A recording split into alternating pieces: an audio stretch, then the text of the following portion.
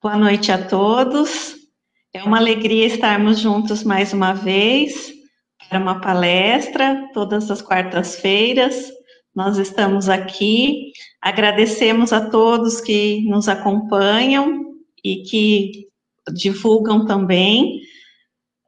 Hoje nós teremos como palestrante o nosso presidente, deixa eu colocá-lo aqui na tela, Paulo Sérgio Chabut. Boa noite, Paulo. Boa noite, Adriana. Boa noite a todos que estão nos vendo e ouvindo, né, Adriana? Isso mesmo. Muito obrigada por ter aceito o nosso convite para estar aqui conosco essa quarta-feira. E um tema super importante que você vai falar, que é solidão e serviço igual a caridade e você. Eu gostei muito e eu queria que você, antes de começar e antes de nós fazermos a prece, falasse um pouquinho por que você escolheu esse tema. Bom, nós estamos atravessando um momento aqui em que nós estamos confinados, mas mesmo dentro desse confinamento, a gente tem ouvido e tem visto muitas coisas aí que as pessoas estão juntas, mas estão solitárias, né? Solitárias, né? Então, a gente acha que esse tema é oportuno para a gente também abordar, né? Embora eu não vá abordar nada da pandemia, não é esse o objetivo, mas estamos juntos e estamos solitários, né? Alguma coisa precisa ser repensado dentro disso. Então, eu acho que a palestra vai girar mais ou menos nesse campo, nesse tipo de raciocínio, né? Vamos nos solidarizar, né? Vamos estar, né? Então, isso é uma caridade que nós estaremos fazendo a nós e as pessoas que estão ao nosso lado e na vibração que nós vamos estar emitindo, né? Para o universo todo, né? Sem dúvida. É muito importante, realmente, a gente fazer essas reflexões. Então, antes de te passar a palavra, então vamos à nossa prece. Vamos fechar os nossos olhos, elevar o nosso pensamento a Deus, ao nosso irmão maior Jesus, à espiritualidade que nos assiste, pedindo a eles que nos envolvam em luz, em amor, proteção e bem-estar, que recebamos essas energias benéficas, envolvendo todo o ambiente, e que o nosso coração, os nossos pensamentos estejam abertos às reflexões desta noite, que possamos colocar em prática o que tirarmos de aprendizado, para que nos tornemos a cada dia pessoas melhores. Pai nosso que estais nos céus, santificado seja o vosso nome, venha a nós o vosso reino, seja feita a vossa vontade, assim na terra como nos céus. O pão nosso de cada dia, dai-nos hoje, perdoai as nossas dívidas, na mesma medida em que perdoamos os nossos devedores. Não nos deixeis cair em tentação e livrai-nos de todo o mal. Que assim seja, graças a Deus. Paulo, então agora fique com a palavra e que Jesus o ilumine. Obrigado, Adriana. Até daqui a pouco. Até daqui a pouco. Mais uma vez, nosso boa noite a todos que nos veem e nos ouvem. Uma alegria estarmos juntos, embora separados fisicamente, mas como disse agora há pouco para a Adriana,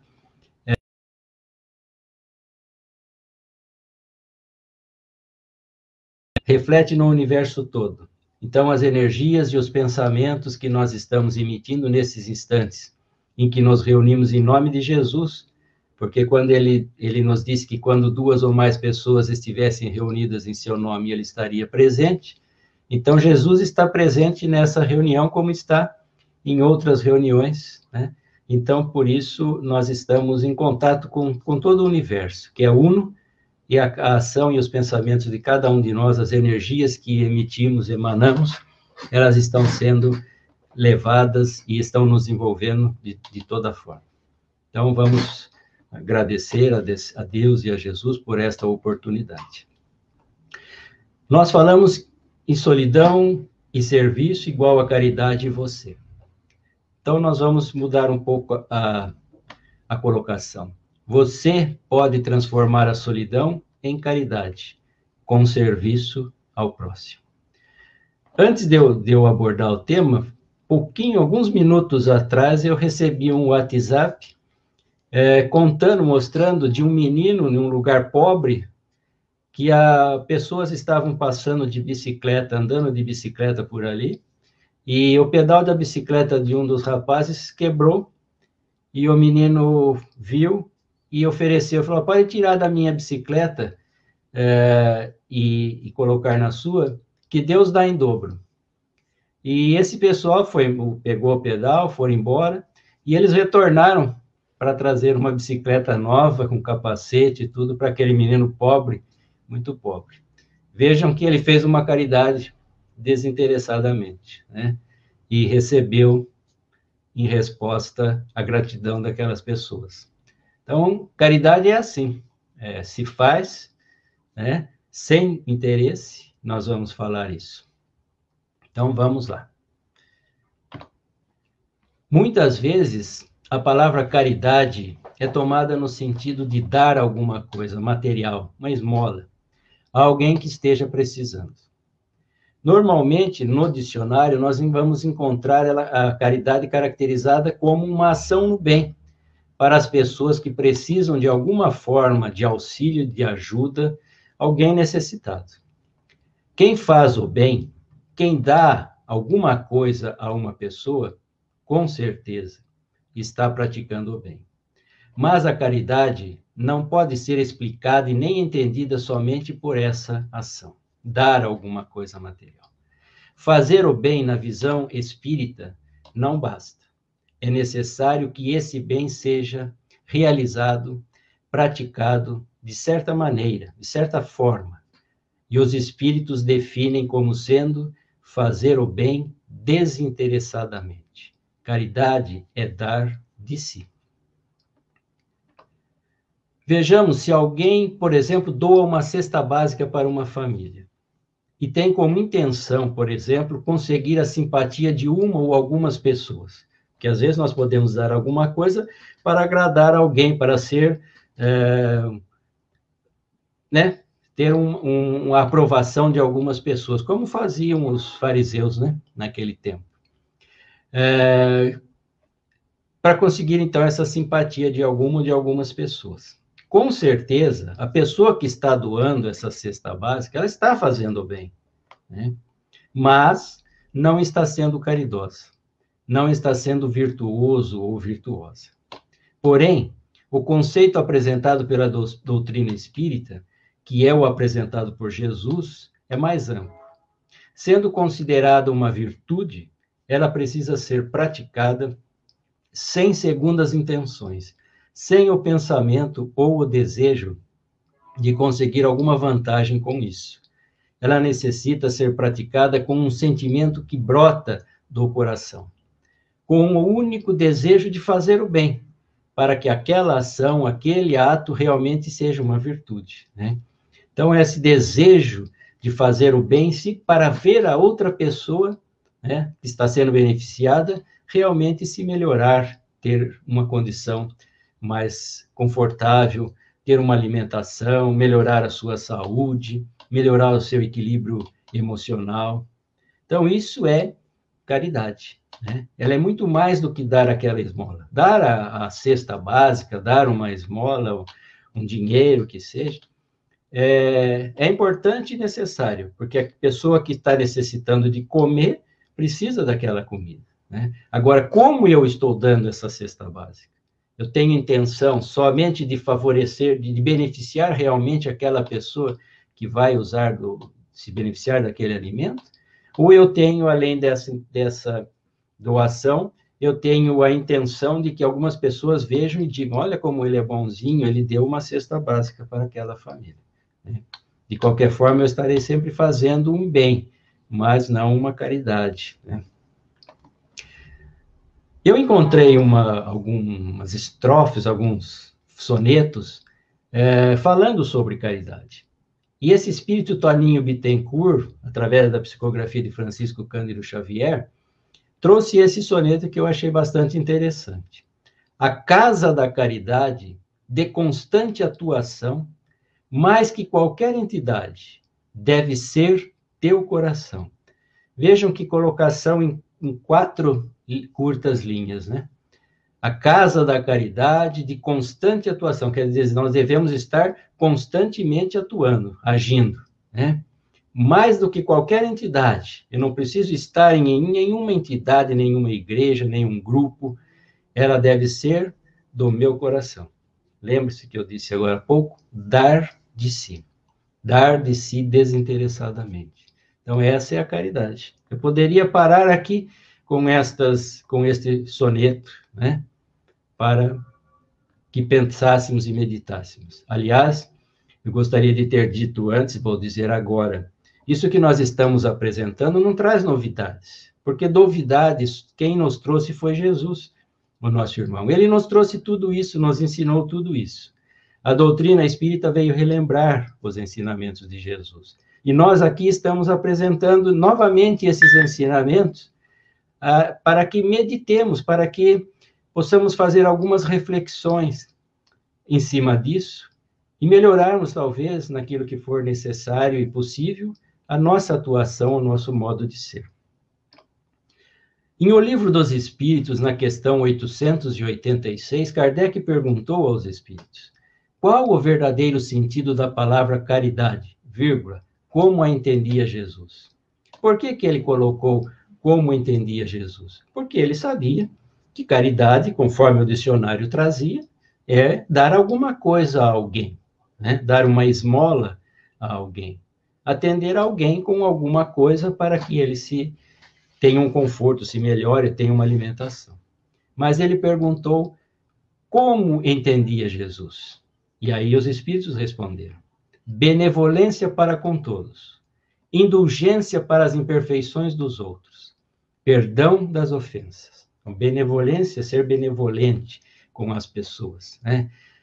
Indulgência para com as imperfeições dos outros e perdão das ofensas.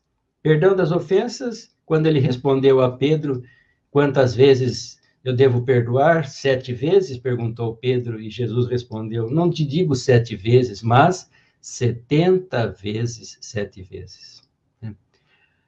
Então, o amor e a caridade são o complemento da lei de justiça, pois amar o próximo é fazer-lhe todo o bem que nos seja possível e que desejáramos nos fosse feito.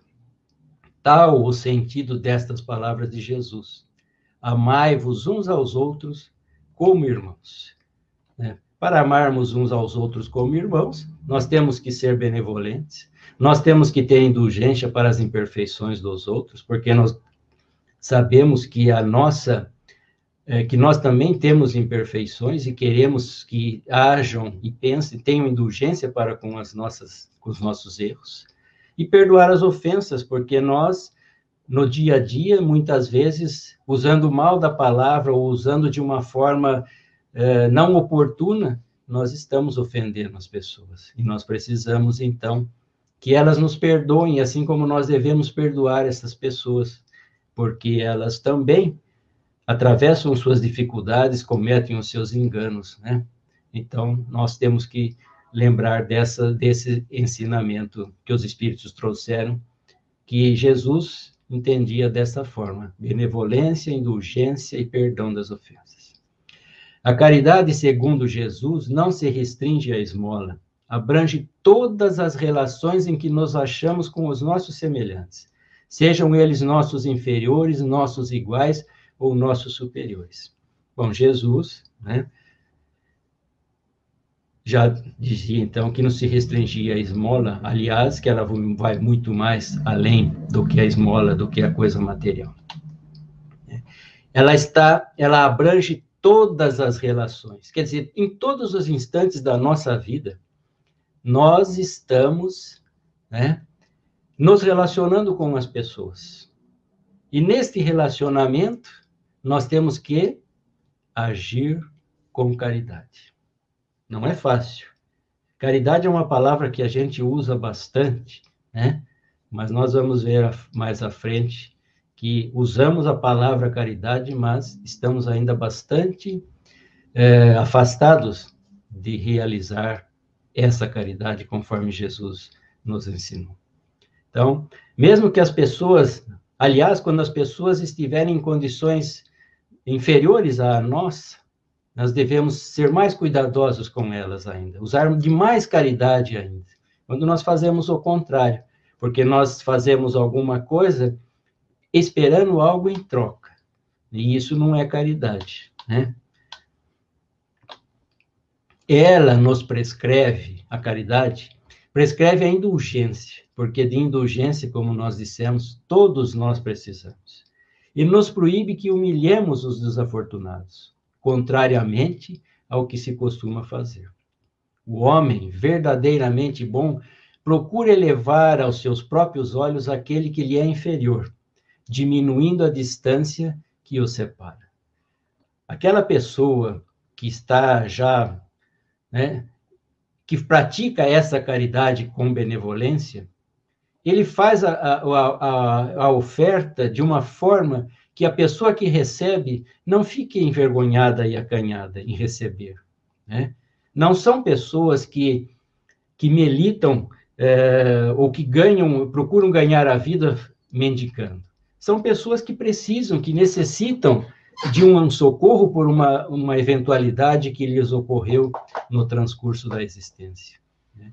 Então, nós precisamos diminuir essa distância, sermos um irmão fraterno, né? Levar a palavra, levar um sorriso, nós vamos ver mais adiante. No livro Renúncia, ditado por Emmanuel a Francisco Cândido Xavier, que ele vai narrar nesse livro sobre Alcione, que já é um espírito evoluído e que retorna à Terra para, junto com um espírito que lhe era caro, né, para que ele pudesse tentar recuperar-se nesta encarnação. Ela não precisaria mais ter retornado, mas aceita esse trabalho, essa incumbência, né? E em um trecho ele narra isto: o doloroso incidente que arrebatara o irmão adotivo para a esfera espiritual deixara Alcione muito mais abatida do que fora de prever. Dominada pela tristeza dos espíritos solitários, a filha de Madalena recolheu-se ao aposento particular. Aí, chegando, chorou convulsivamente, em atitude contrária a todos os seus hábitos. Ela não tinha esse hábito, ela era uma pessoa que se resignava e estava sempre pronta a agir de uma forma mais diferente, não se abalando com as dificuldades. Abraçando o velho crucifixo, junto do qual tantas vezes Dona Margarida e Madalena haviam chorado, dizia sentidamente: ah, meu Jesus, não me desampares. Foi aí que a pobre louca Susana Davenport, dando pela sua falta, aproximou-se, dando pela falta de Alcione, aproximou-se, depois de abrir a porta levemente cerrada, exclamando de olhos inexpressivos num impulso maquinal: Alcione, Alcione. A interpelada enxugou o pranto, recolocou o crucifixo no lugar primitivo, levantou-se, solícita, e foi ao encontro da enferma com ternura. Vejam aí a palavra e o sentimento de ternura. Ela mudou tudo aquilo o sentimento de dor que ela estava sentindo, para levantar-se e com ternura atender aquela pessoa que estava, né, com a capacidade mental abalada, perturbada. Ah, como me esqueci da senhora! E abraçando a pobre demente, conduziu-a com muito carinho ao quarto de dormir. Veja quanta caridade a Alcione já fez nesse pequeno ato, né? Ela para de chorar, vai ao encontro daquela pessoa com ternura, abraça, conduz esta pessoa com carinho ao quarto de dormir. Vejam que numa infração de segundos, quanta coisa caridosa ela fez. Às vezes, pensamos nas dificuldades como aquele momento que Deus poderia facilitar a nossa vida. E muitas vezes, essa facilidade, ela vem com a responsabilidade, com o serviço. Por isso, o título da palestra, serviço. Como Alcione venceu a solidão? Com o serviço, o auxílio ao próximo que aparece diante dela. Muitas vezes esquecemos as nossas prioridades, esquecemos aquilo que é o nosso compromisso fundamental, que não nos esqueçamos de nossas obrigações, nossas prioridades, porque muitas vezes é no cumprimento dessas prioridades que nós vamos encontrar a solução para os maiores dilemas da nossa vida. E que prioridades são essas? Por que nós reencarnamos? Por que encarnamos ou por que reencarnamos? Deus impõe a reencarnação aos espíritos para que eles evoluam, para que nós possamos evoluir. Então, à medida que nós vamos crescendo na nossa escala de evolução, de progresso moral, intelectual e espiritual, nós vamos, ao poder reencarnar, nós vamos fazendo planejamentos, propostas daquilo que nós necessitamos e queremos realizar, né? E à medida que nós crescemos nisso, nós entendemos cada vez mais que é o bem que nós queremos realizar. Se é o bem, nós devemos trabalhar para que as nossas ações, as nossas palavras produzam o bem. Então, são metas, são obrigações que nós não podemos esquecer, né? Muitas vezes, dentro das tribulações da vida material, nós nos esquecemos, né? Nós vamos nos afastando, as dificuldades surgem e nós acabamos esquecendo daqueles compromissos. E são esses compromissos que nos produziriam o bem-estar, né? Levando a outras pessoas bem-estar, saúde, equilíbrio. Observando os quadros do mundo, temos sentido nosso coração apertado em várias ocasiões.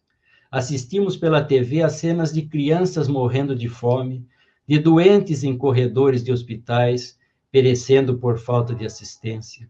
Pensamos, é o caos, não tem mais jeito. Esperamos, desejamos que o governo tome providências, que as autoridades se movimentem. Realmente, os governantes e as autoridades estão lá para ajudar o povo a ter uma condição de vida melhor, a melhorar de saúde, de segurança, de alimentação, enfim, são obrigações que os governantes devem tomar. Mas é urgente que não nos demoremos nessa contemplação, esperando somente por eles. Sair dessa posição de observador e pensar, perguntar a nós mesmos o que eu posso fazer.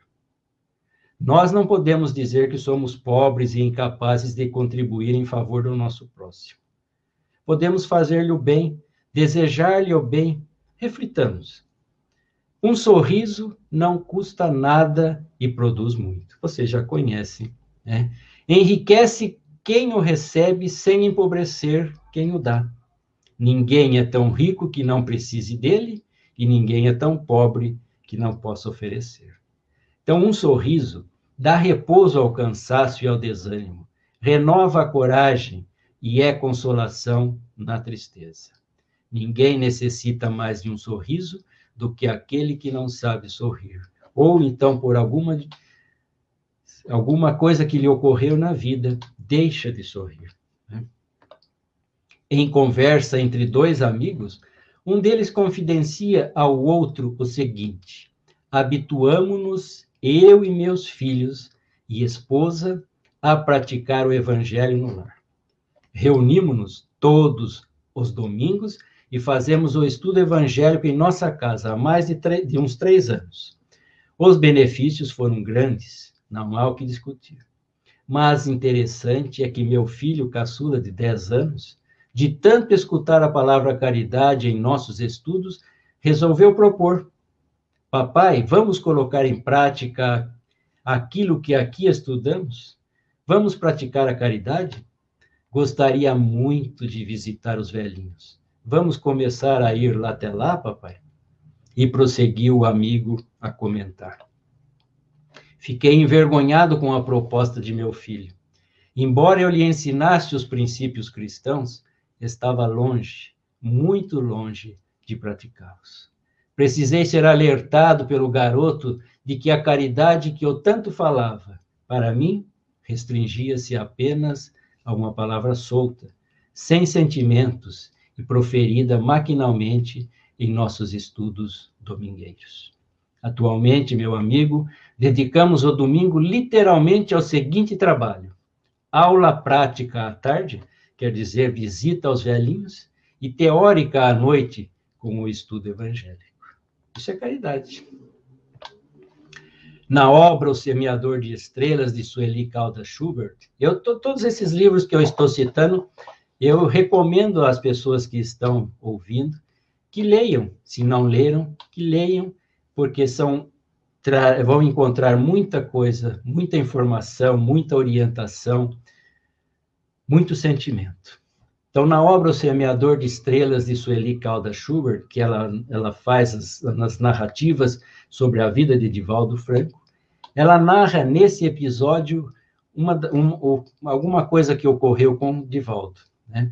No qual o mesmo encontrava-se desanimado, pois o ambiente era desolador. Estavam com 16 doentes em um local pequeno, onde não mais cabia gente. E o médium questionava-se: o que fazer, meu Deus? Dr. Bezerra de Menezes veio em seu socorro, o espírito, né? E narrou um interessante episódio. 2 damas muito ricas da sociedade de Moscou foram ao Teatro Bolshoi. Assistiram a uma peça, uma ópera que retratava a história de um rei cristão que termina louco. As 2 damas, vendo aquela cena, choraram, comoveram-se, e todo o teatro também. Quando terminou, elas saíram e encontraram um homem à porta, pedindo esmola. Uma delas, comovida, tirou o pesado casaco de peles para dar-lhe, pois ele estava sofrendo o frio da noite de Moscou. A outra, porém, impediu-lhe o gesto, explicando: não faça isso. Quando chegarmos à casa, mandaremos cobertores. Seu casaco é muito caro, ele não vai valorizá-lo. Ela deteve o gesto bom e concluiu: de fato, você tem razão, vamos fazer como sugeriu.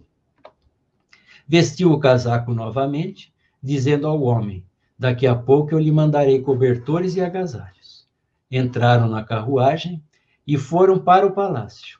Ao chegarem, tomaram chá com biscoitos, deitaram-se e esqueceram do necessitado. Pela manhã, a dama generosa lembrou-se do mendigo e, chamando um lacaio, recomendou-lhe que levasse os cobertores. Quando este chegou ao local, o homem estava morto. Morrera congelado pela madrugada. E explicou o médico dos pobres: enquanto se discute a caridade, o sofredor morre ao abandono. A caridade tem que ser o socorro do momento. Depois, discute-se o que fará.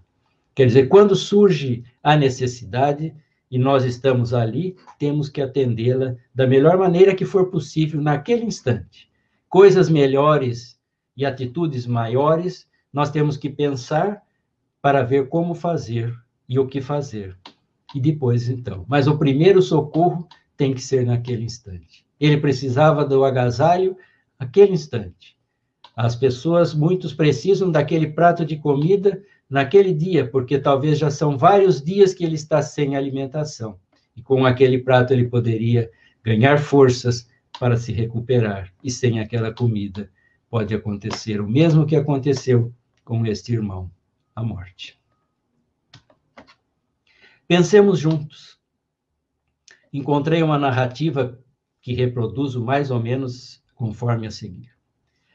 Se renunciarmos, às vezes nós pensamos que o que eu posso fazer, né? Como vou ajudar com alguma coisa? Meu salário já é pequeno, eu gasto tudo, né? O que ganho.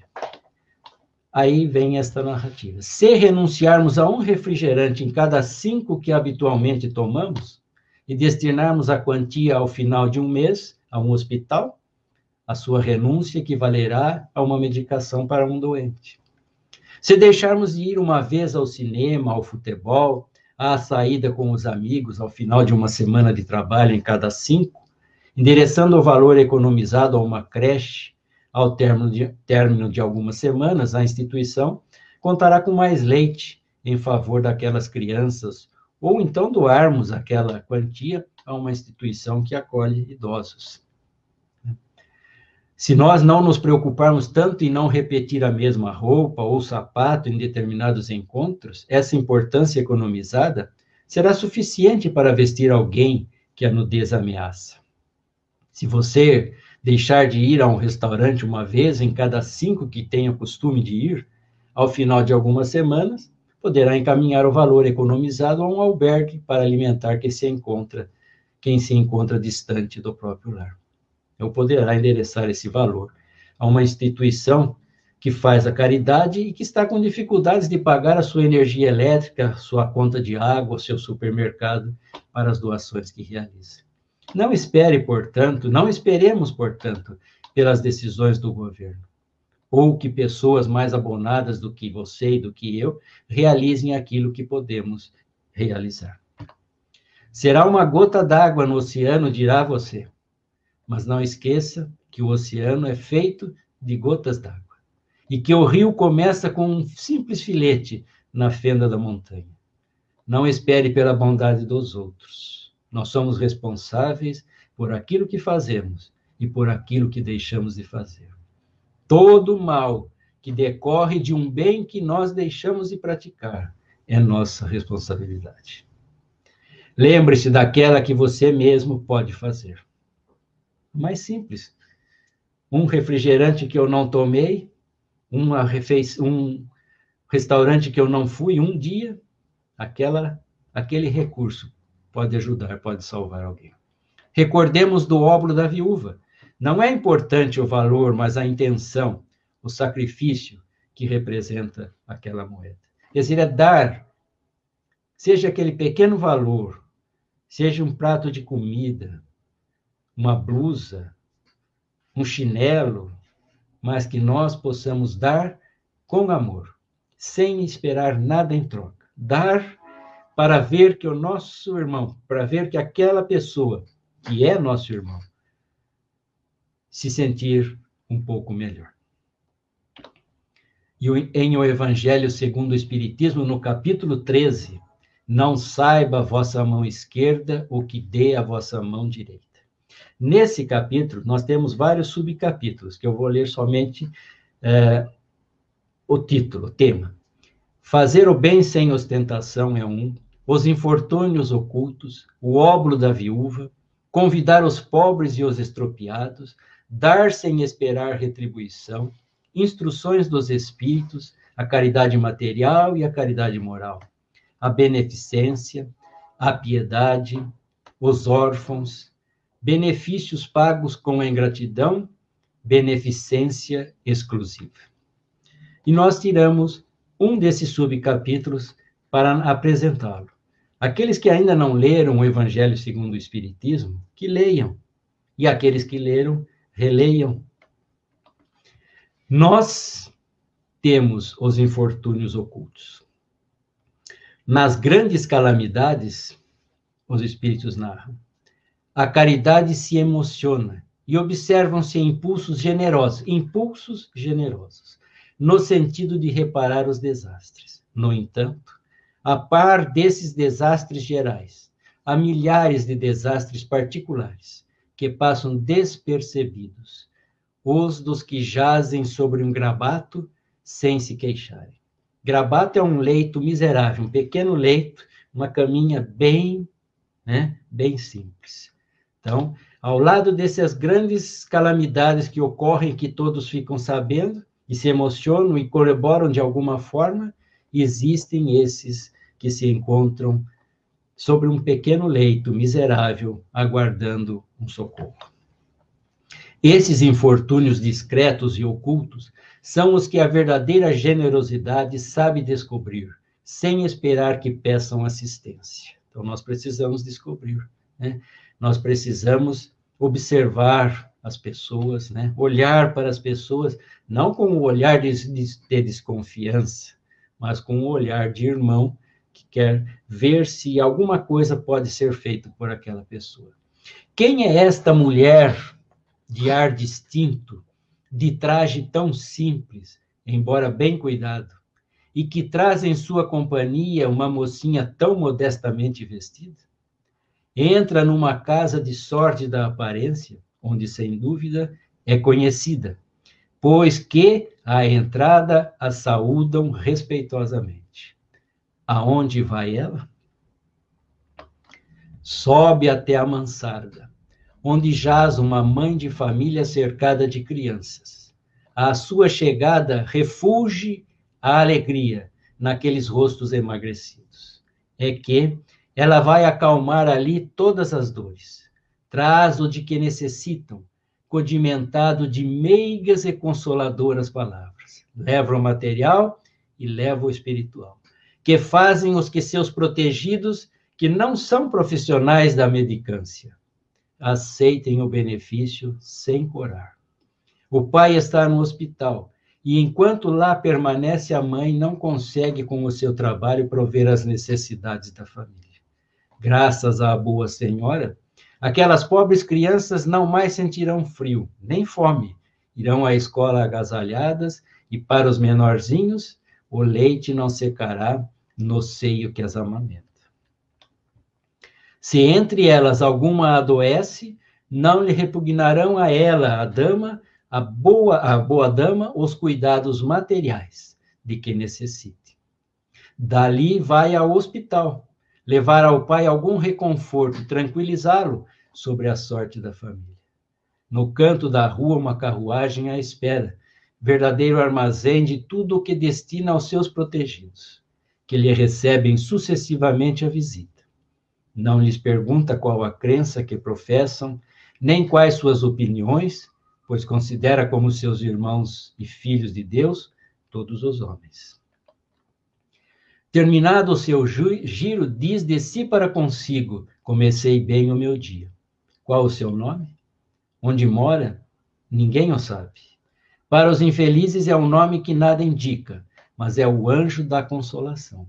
À noite, um concerto de bênçãos se eleva em seu favor ao Pai Celestial.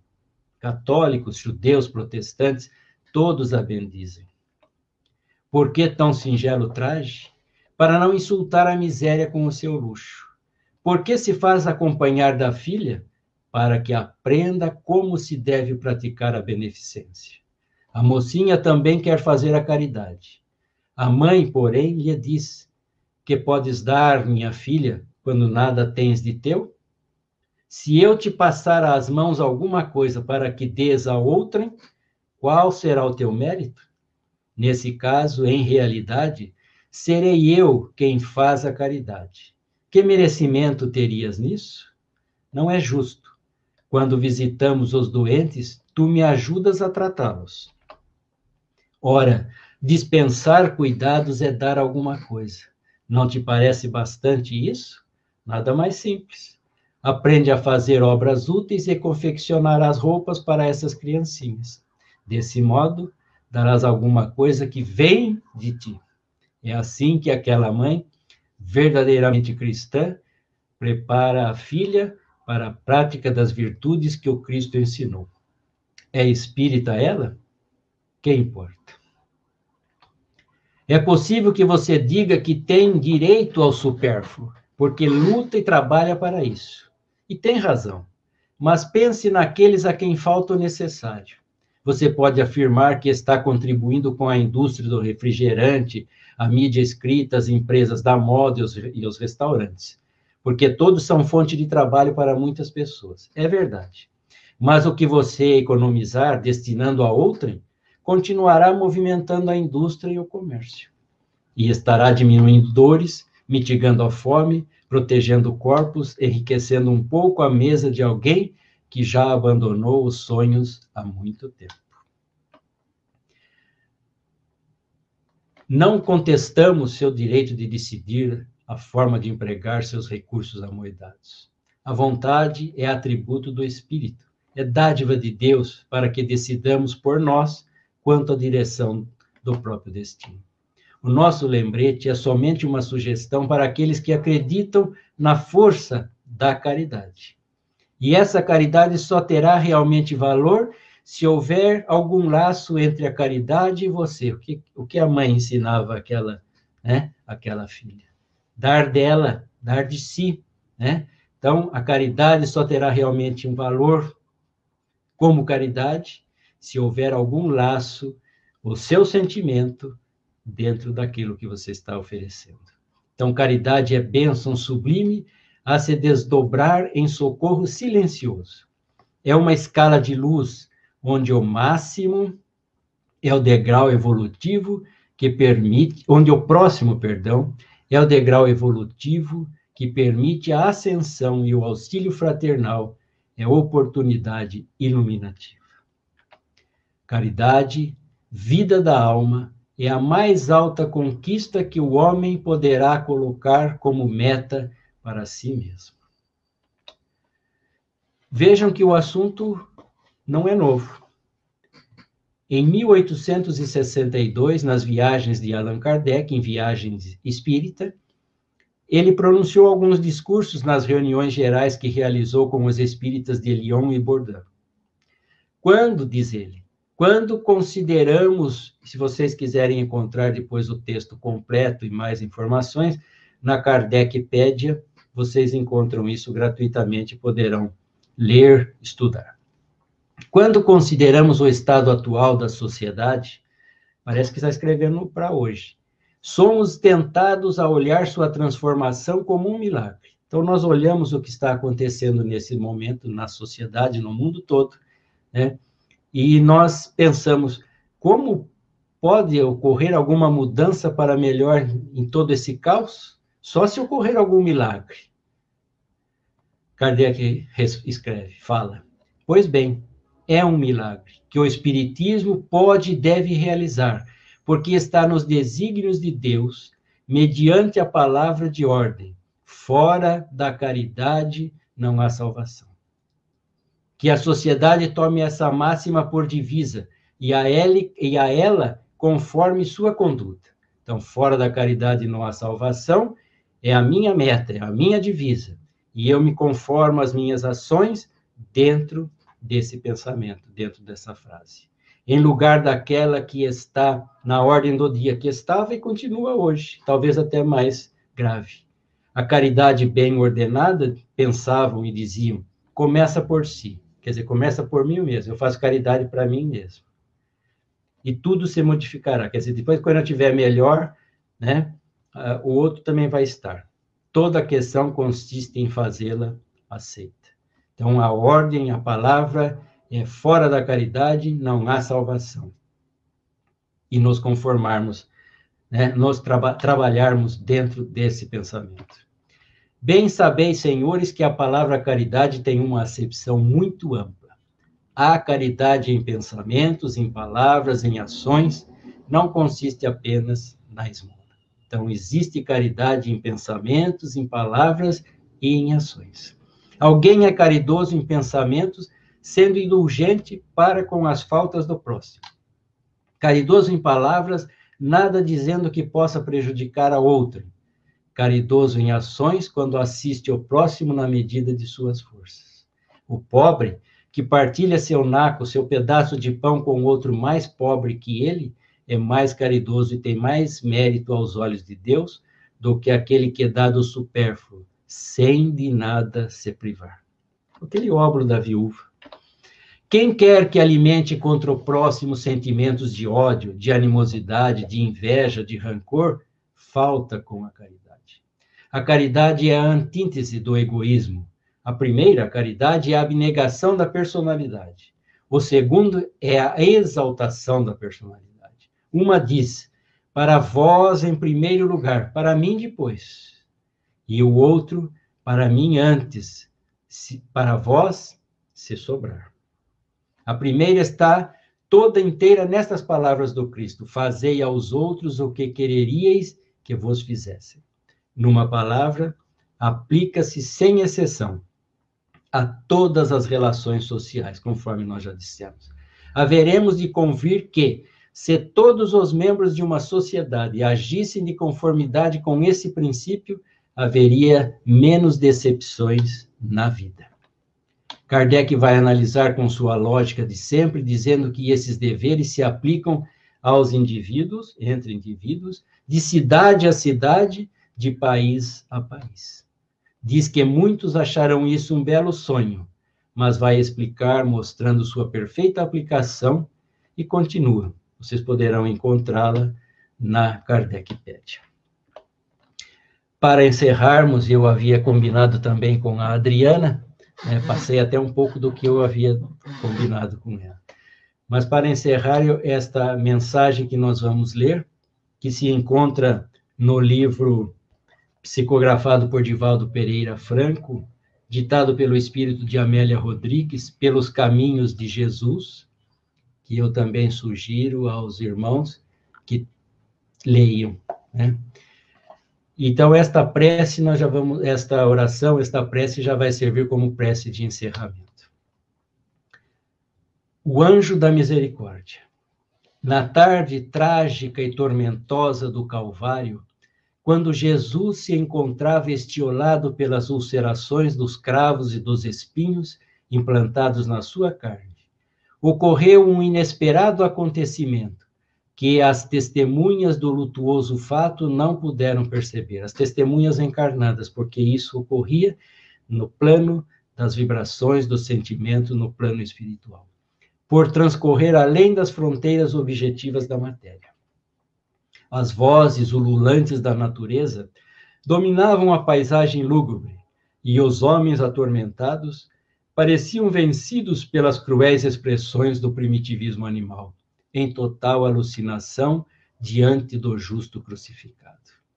Nos momentos finais do horrendo espetáculo, 3 vultos luminosos, reverentes, se acercaram do madeiro da agonia, e um deles, jovem mulher, espírito, iluminada, qual se fosse uma tocha de crepitante flama, após contemplar a face do mestre, falou comovida: Senhor, venho oferecer-te o testemunho do meu fracasso na tarefa em que fui investida.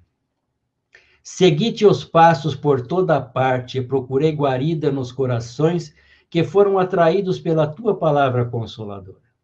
Levantei ânimos, impulsionei sentimentos desavisados à razão e convoquei servidores ao trabalho da fraternidade.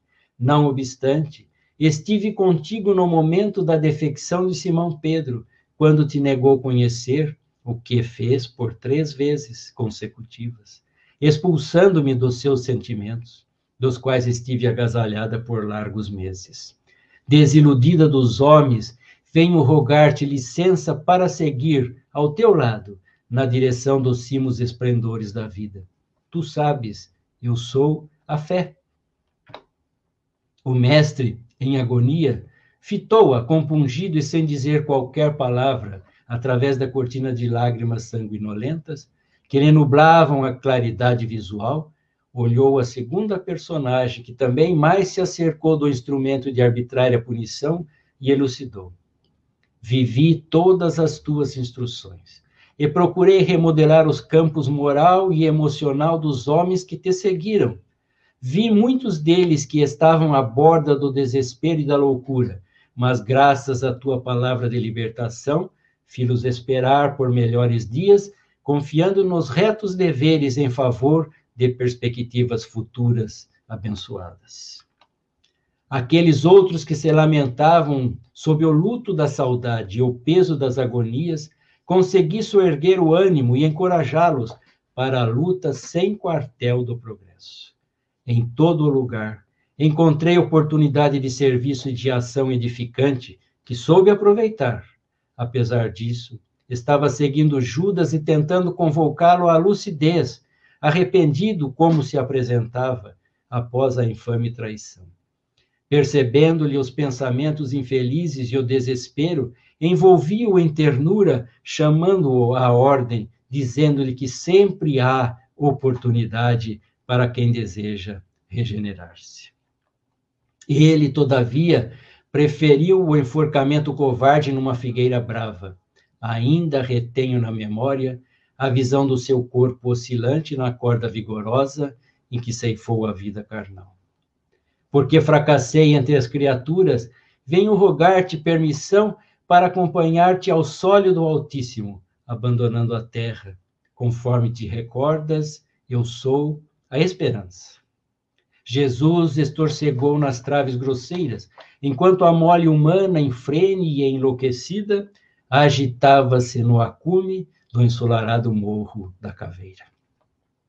E porque ele tentasse ouvir já nas últimas contorções do corpo exangue, a terceira visitante uniu-se às duas primeiras, e ainda luminosa expôs: por onde o teu olhar passeou ternura e amor, eu procurei alojamento e serviço. Através das tuas mãos abri boca sem melodia à música da palavra. Descerrei ouvidos moucos aos sons da natureza. Conduzi pernas e corpos mortos ao movimento.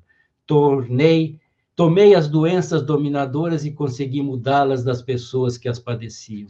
Jamais vacilei em ajudar, gerando simpatia, sustentando a fé e motivando a esperança. As multidões esfaimadas por teu intermédio e sob as tuas ordens receberam pães e peixes, o mesmo ocorrendo com a água em Canaã, quando eu lhe facultei especial sabor na festa das bodas felizes. Mesmo assim, em face do abandono a que todos te relegaram, e porque acabo de presenciar o legionário Longinos, no cúmulo da frieza moral, de que é portador, e sem qualquer compaixão, lancetar-te o peito para apressar-te à morte. Não suporto mais tanta ingratidão. Recorro deste modo à tua aquiescência, para sair do mundo e voar na direção das estrelas, para onde seguirás. Bem recordas, eu sou a caridade. Em face do silêncio pesado que se fez natural naquela esfera transcendental, o mestre, para surpresa geral na noite que havia tombado sobre a tarde cruel, suplicou: perdoa-os aos homens, meu Pai, porque eles não sabem o que fazem. Houve uma estranha movimentação no povo e nos milicianos que não sabiam o que se passava. Naquele instante, porém, rasgou-se nas sombras espessas uma estrada luminosa e um ser de esplêndida beleza aproximou-se do crucificado e respeitoso falou, emocionado: eu sou o anjo da misericórdia, enviado pelo Pai, que te atende o apelo. Dize, Senhor, o que desejas de mim, pois que eu o farei.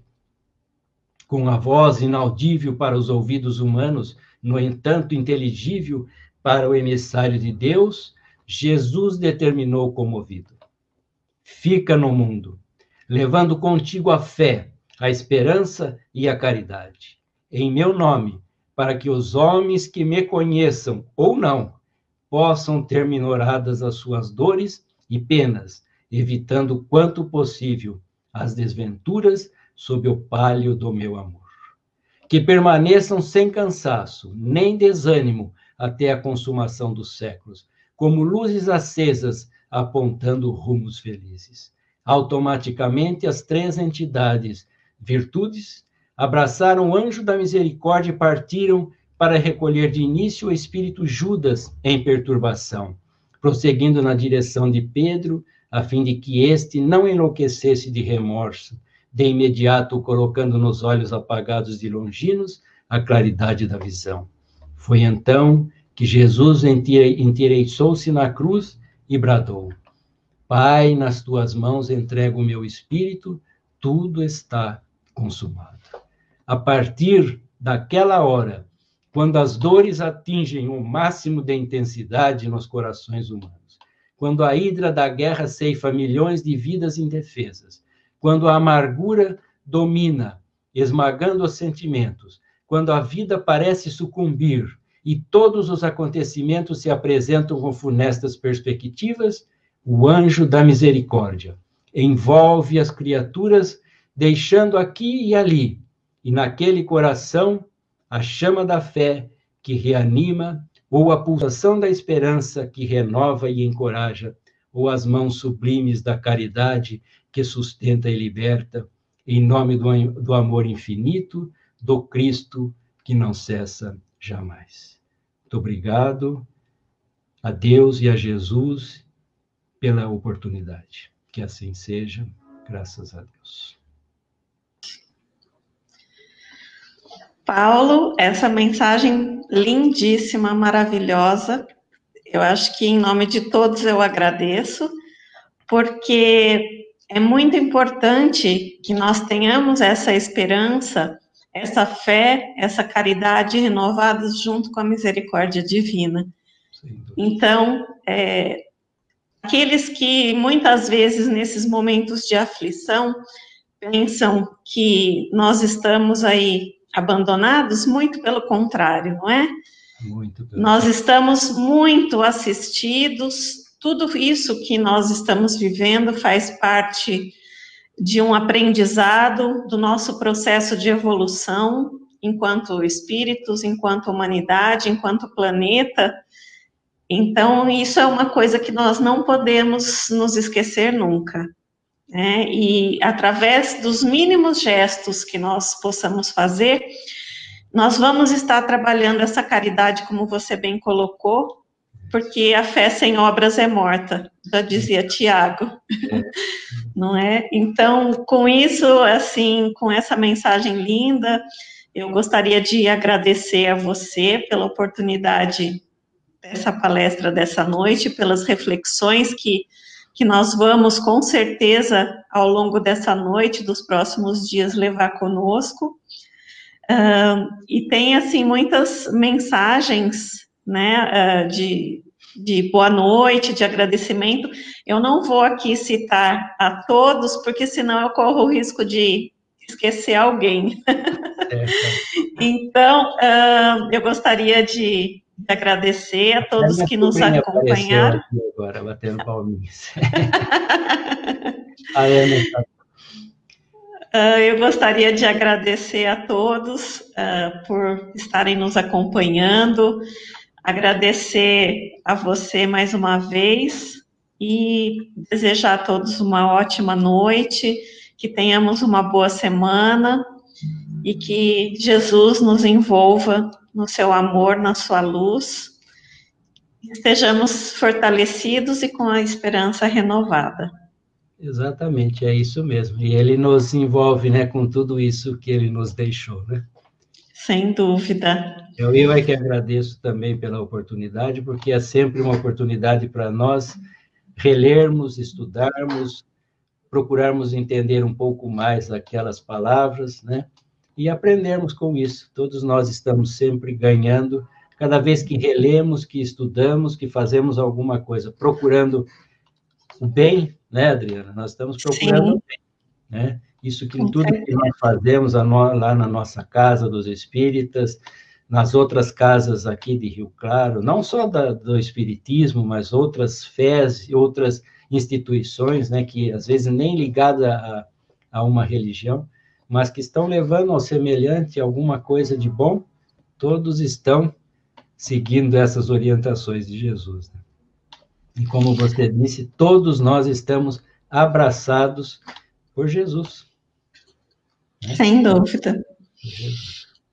Obrigado, Adriana. Eu que agradeço, mais uma vez, boa noite a todos, fiquem todos com Deus. E até a próxima quarta, na live com a Silvia Pecenda.